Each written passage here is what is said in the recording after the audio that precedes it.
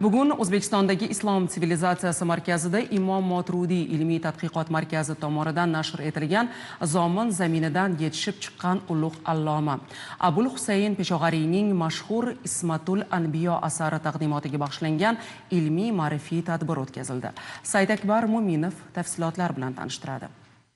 Boy qo'lyozma merosini tizimli tadqiq etish va ajdodlar ma'naviy xazinasini jahon ilm faniga integratsiya qilish bugun O'zbekistonda davlat siyosatining strategik yo'nalishlaridan biri. Shu o'rinda O'zbekistondagi Islom sivilizatsiyasi markazining xalqaro ilmiy ma'rifiy platformasi navbatdagi fundamental tadqiqot taqdimotiga mezbonlik qilmoqda. Bu galgi ilmiy jamoatchilik diqqat markazida 10-asrda munosib iz qoldirgan, asli Zomin zaminidan yetishib chiqqan ulug' Moturudiyshnos alloma Imom Muhammad ibn Yahyo Peshog'ariyning dunyo yuzini ko'rgan Ismatul Anbiyo asaridir. Ko'p yillardan beri Fanlar akademiya sharqshunoslik institutida mavjud bo'lgan, lekin ilmiy muomalaga kiritilmagan muhim qo'lyozmalardan biri ilmiy muomalaga kiritildi. Endi bugungi kitobning mohiyati shundan iboratki, avvalambor bu dunyodagi yagona qo'lyozma edi.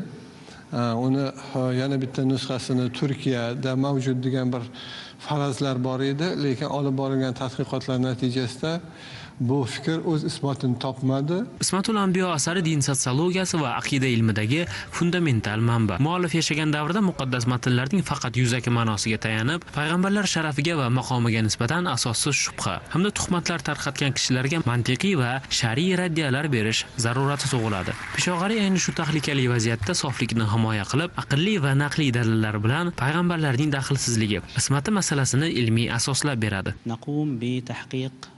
Bu asar mazkur mavzuda yozilgan ilk kitoblardan biri hisoblanadi. Kitobning ahamiyati tufayli keyinchalik Imom Nuriddin Sobuniy Buxoriy uni muxtasar qilgan. Bu kitob Imom Moturidiy markazi hamda musulmon tadqiqotchilari uchun zarur bo'lgan noyob qo'lyozmalarni saqlab kelayotgan Beruniy instituti hamkorligining samarasidir. U islom olamidagi yoshlar, yigit va qizlar uchun juda foydali, chunki u ekstremizm va ilhod kabi xavfli g'oyalarga qarshi kurashadi. 1382-yilda Buxoroda ko'chirilgan ushbu nodir manbaning qayta tiklanishi Moturudiylik maktabining boy tarixiy merosini zamonaviy ilm fanga qaytarish yo'lidagi katta qadamdir. Saidakbar Mo'minov, Bobur Yo'ldoshev, Abdulloh Sultonxo'jayev Zamon informatsion tahliliy dasturi uchun.